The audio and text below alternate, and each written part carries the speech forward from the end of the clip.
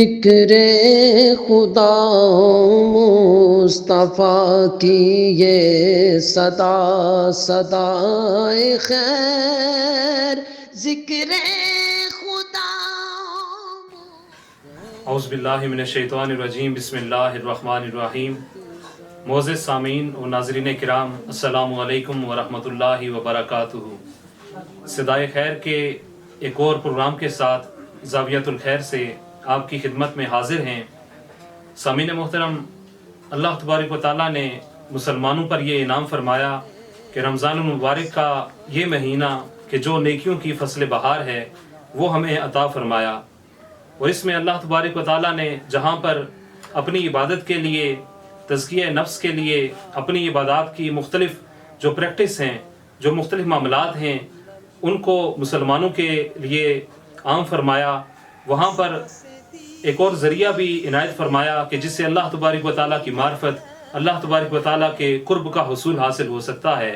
اور وہ ہے خدمت خلق. تو آج ہمارے ساتھ تشریف فرما ہیں معروف دینی، علمی اور روحانی شخصیت جناب محترم پیر طریقت، رہبر شریعت حضرت علامہ پیر محمد طیب زمان نقشبندی الخیری صاحب. میں آپ سے درخواست گزار ہوں کہ آپ فرمائیے کہ رمضان المبارک میں جہاں ہم اللہ تبارک و تعالیٰ کی عبادت کر کے اللہ تبارک و تعالیٰ کی رضا حاصل کرنے کے متلاشی ہوتے ہیں،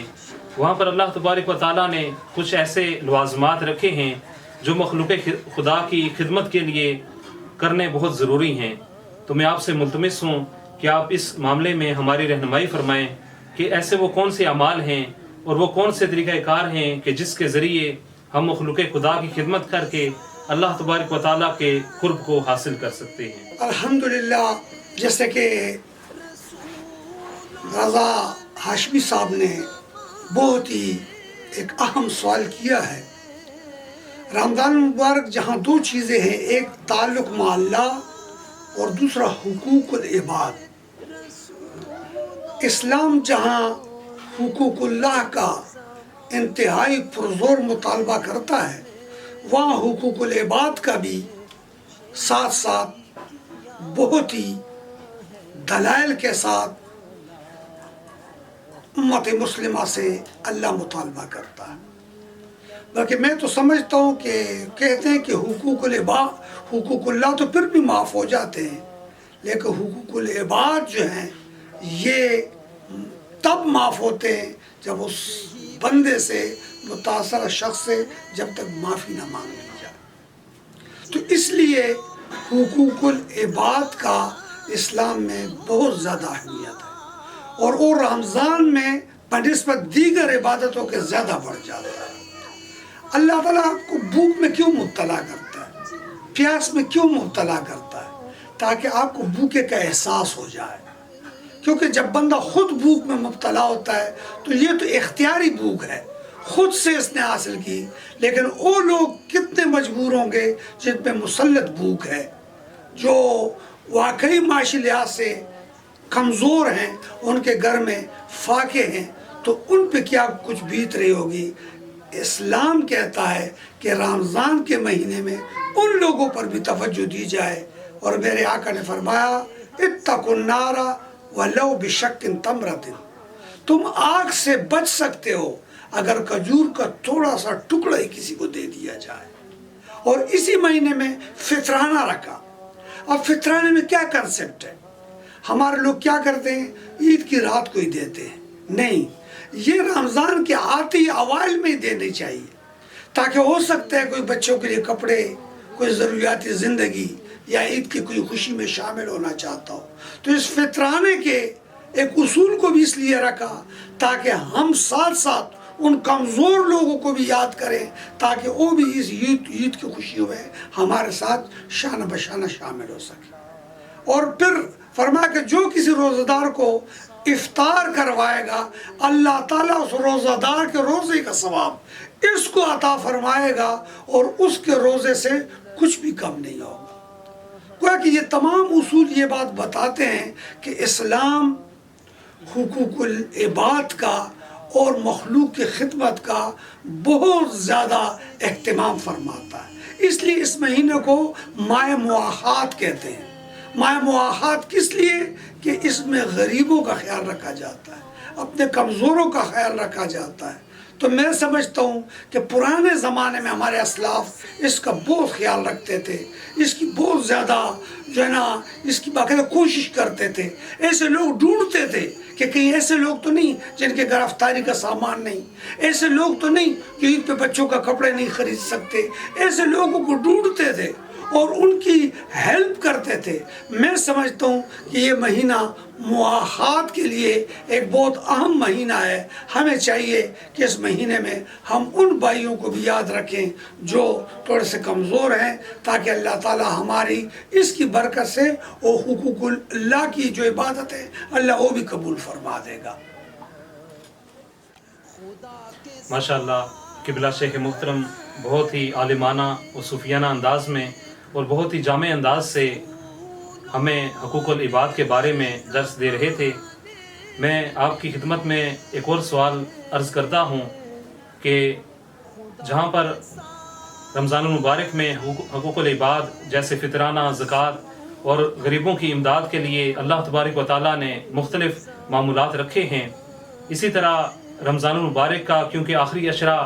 ہمارے اوپر سایہ فگن ہے اور امت مسلمہ کے کچھ جو مسلمان ہیں وہ اعتکاف کی نیت بھی کر رہے ہیں اور مساجد میں بیٹھ کر اللہ تبارک و تعالیٰ کو یاد کرنے کے لیے انہوں نے نیت کی ہوئی ہے، تو یہ ایک جو اہم معمول ہے جو اللہ تبارک و تعالیٰ نے رمضان المبارک کے آخری عشرے میں رکھا ہے، اور آقا کریم علیہ الصلوۃ والسلام کی یہ سنت مبارکہ بھی ہے، اور پھر حضور علیہ الصلوۃ والسلام کی ایک حدیث مبارکہ ہے کہ آپ علیہ الصلوۃ والسلام نے ارشاد فرمایا کہ جو شخص خلوص دل کے ساتھ اور اللہ کی رضا کے لیے ایک دن اعتکاف کرتا ہے تو اللہ تبارک و تعالیٰ اس بندہ مومن کے اور جہنم کے درمیان 3 خندقوں کا فاصلہ کر دیتا ہے، اور ایک خندق کا فاصلہ مشرق سے لے کر مغرب تک ہے۔ تو یہ ایک بہت ہی اہم معمول ہے کہ جو حضور علیہ الصلوۃ والسلام کی سنت میں رہا ہے۔ تو میں شیخ محترم کی خدمت میں عرض گزار ہوں کہ آپ فرمائیے کہ اس اعتکاف کے اندر کیا حکمت پنہاں ہے اور اس کے اندر وہ کیا راز ہے، اور اس کا تقویٰ کے حصول کے لیے اس کے اندر کیا راز ہے کہ جس کو بروئے کار لا کر ہم اللہ تبارک و تعالیٰ کی رضا و خوشنودی حاصل کر سکتے ہیں۔ جس طرح کہ رضا بھائی نے اس نشست میں دوسرا سوال کیا ہے، کیونکہ ہمارے اوپر اب تیسرا عشرہ سایہ فگن ہونے والا ہے، اور تیسرے عشرے میں جو ایک معتبر عبادت ہے جس کو ہم اعتکاف کہتے ہیں وہ شروع ہونا ہے، تو اس کی کیا فوائد ہیں اور اعتکاف ہم کیوں کرتے ہیں اور اسلام نے اس کو اتنا ضروری کیوں سمجھا، اس پر 2-4 باتیں نوجوانوں کے لیے عرض کرتا ہوں تاکہ اللہ تبارک و تعالی ہمارے لیے اصلاح کا سبب بنائے۔ میرے دوستو، جیسا کہ میں نے پہلے بھی پہلی نشست میں نے یہ عرض کیا تھا، تقوی کے اصول کے لیے میں نے 4 اصول بتائے تھے، اور وہ 4 اصول یہ تھے کہ قلت کلام، قلت طعام، قلت منام اور قلت تعلق مع الخلق۔ اب وہ جو 3 ریسورسز ہیں وہ تو روزے کے دیگر مہینوں میں حاصل ہو جاتے ہیں، لیکن جو تعلق مع الخلق ہے، اب ایک تعلق مع اللہ ہے اور ایک تعلق مع الخلق ہے۔ تعلق مع الخلق جو ہے یہ جب تک تعلق مع اللہ کے درمیان میں معاون ثابت ہو رہا ہو، یعنی یہ تعلق جب تک اللہ تعالیٰ کے قرب کے لیے قرب کا ذریعہ بن رہا ہو تب تک تو یہ ایمان کے لیے دین کے لیے موافق ہوتا ہے، لیکن جب یہ تعلق مع الخلق اتنا زیادہ ہو جائے کہ وہ تعلق مع اللہ میں رکاوٹ بننا شروع ہو جاتا ہے، اور تعلق مع اللہ یعنی اللہ کی محبت میں وہ رکاوٹ بننا شروع ہو جاتا ہے، تو اس کے لیے پہلے دین اسلام میں رہبانیت رکھ دی گئی تھی۔ تعلق مع الخلق سے بچنے کے لیے اور تعلق مع الخالق پیدا کرنے کے لیے رہبانیت تھی، لیکن ہمارے دین نے کہا لا رہبانیت فی الاسلام، اسلام میں رہبانیت نہیں۔ اس کے لیے ایک طریقہ یہ وضع کیا کہ میرے آقا نے ہر سال اتنی مصروف، میرے آقا کی زندگی کا ایک ایک لمحہ دیکھیے، یا جہاد ہے یا کوئی سریہ ہے یا کوئی جماعتی ایک کام ہے، ہر وقت اتنی مصروفیت کے باوجود میرے آقا نے اس اعتکاف کی عبادت کو ضائع نہیں کیا، بلکہ ہر سال اعتکاف کیا ہے۔ اور یہ سنت متواترہ ہے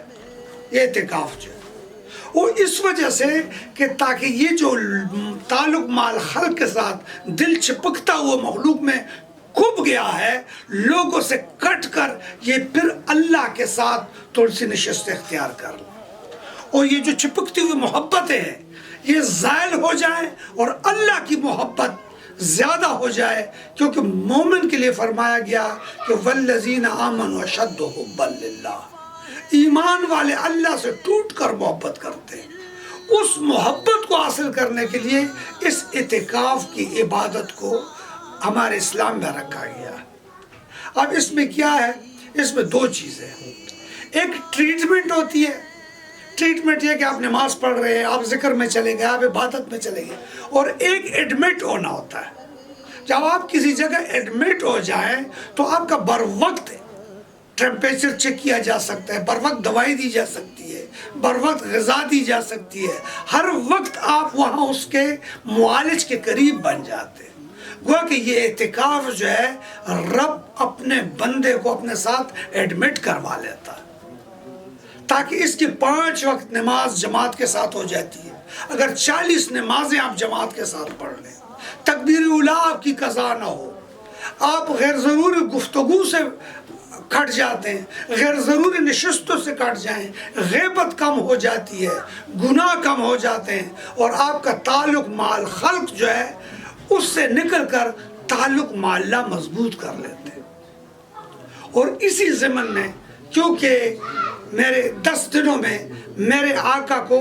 جبرائیل آ رہے تھے تاکہ اس لیلۃ القدر کی رات کا میرے آقا کو بتا دیا جائے، لیکن 2 مسلمان آپس میں لڑ رہے تھے۔ جب 2 مسلمان آپس میں لڑ رہے تھے تو جبرائیل بھول گئے، اور جب آقا کے پاس آئے تو فرمایا کہ میں لیلۃ القدر کا تاریخ فکس کرنے آ رہا تھا، لیکن 2 مسلمانوں کی لڑائی تھی، مجھے اللہ تعالیٰ نے وہ بلا دیا۔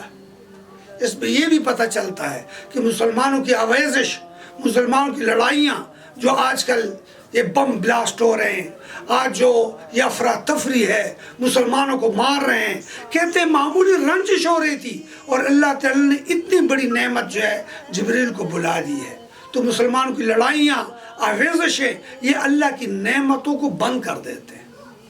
تو میرے آقا فرماتے کہ جبریل کو بھول گئے، تو اللہ تعالیٰ نے 10 راتوں میں، تاک راتوں میں ایک رات ایسی ہے جس میں اللہ تعالیٰ نے اس لیلۃ القدر کو رکھا، اور اس کی جستجو اور اس کی تلاش کے لیے بندہ اعتکاف میں بیٹھ جاتا ہے۔ اگر فرض کا وہ دن آپ کو نصیب ہو جائے اور آپ دیکھ لیں تو خوش نصیبہ، لیکن اگر آپ نہ بھی دیکھیں تو ان تاک راتوں میں ایک رات تو ہے، تو گویا اگر آپ نے ایک رات بھی عبادت کی تو آپ نے 83 سال 4 مہینے آپ نے عبادت کر لی۔ تو گویا کہ یہ اعتکاف بہت سارے فوائد کا باعث ہے، اور اللہ فرماتا ہے تم اللہ کا ذکر کرو لوگوں سے کٹ کر، گویا کہ لوگوں سے کٹ کر میرا ذکر کرو۔ تو چند دنوں کے لیے لوگوں سے کنارہ کش ہو کر رب کی صحبت میں، رب کی توجہ میں، رب کے اس میں بندہ آ جاتا ہے، اور جب ادھر آتا ہے تو ہر وقت اللہ کی نظر میں رہتا ہے، اور باقی جو اس کے ثواب ہے، 2 عمروں کا ثواب ہے، حج مقبول کا ثواب ہے، دیگر جو اس کے فوائد ہیں وہ اپنی جگہ مسلم ہے۔ اللہ تبارک و تعالی اس 10 دنوں میں ہمیں عبادت کرنے کی توفیق عطا فرمائے، اور اعتکاف کو ان اصولوں کے مطابق کرنے کی توفیق عطا فرمائے جس طرح کہ میرے آقا نے ارشاد فرمایا ہے۔ وآخر دعوانا الحمد۔ ماشاءاللہ قبلہ شیخ محترم بہت ہی خوبصورت اور جامع انداز میں تعلق مع اللہ اور تعلق مع الخلق میں خوبصورت تطبیق پیش فرما رہے تھے۔ اللہ تبارک و تعالیٰ آپ کے عمر میں، آپ کے علم میں مزید برکتیں عطا فرمائے، اور آپ کے علم سے ہم سب کو مستفید ہونے کی توفیق عطا فرمائے۔ اب آج کی اس نشست کے اختتام پر ہمارے ساتھ تشریف فرما ہیں صاحبزادہ مہدی زمان نقشبندی الخیری صاحب. میں آپ سے ملتمس ہوں کہ آقا کریم علیہ الصلوۃ والسلام کی بارگاہ میں ہدیہ عقیدت پیش فرماتے ہیں. مر کے اپنی ہی عادات پہ امر ہو جاؤں،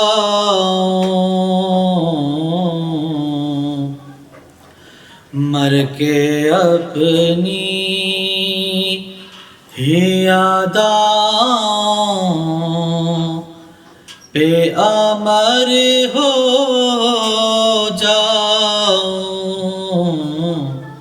ان کی دہلیز کے قابل میں اگر ہو جاؤں، ان کی دہلیز کے قابل میں اگر ہو جاؤں، ان کی راہوں پہ مجھے اتنا چلانا یا رب، ان کی راہوں پہ مجھے اتنا چلانا یا رب، کہ سفر کرتے ہوئے گرد سفر ہو جاؤں، کہ سفر کرتے ہوئے گرد سفر ہو جاؤں، ان کی دہلیز اس قدر عشق نبی ہو کہ مٹا دوں خود کو، اس قدر عشق نبی ہو کہ مٹا دوں خود کو، اس قدر خوف خدا ہو کہ نہ ڈر ہو جاؤں، اس قدر خوف خدا ہو کہ نہ ڈر ہو جاؤں، ان کی دہلیز مر کے اپنی ہی اداؤں پہ امر ہو جاؤں، مر کے اپنی ہی اداؤں پہ امر ہو جاؤں، ان کی دہلیز کے قابل میں اگر ہو جاؤں، ان کی دہلیز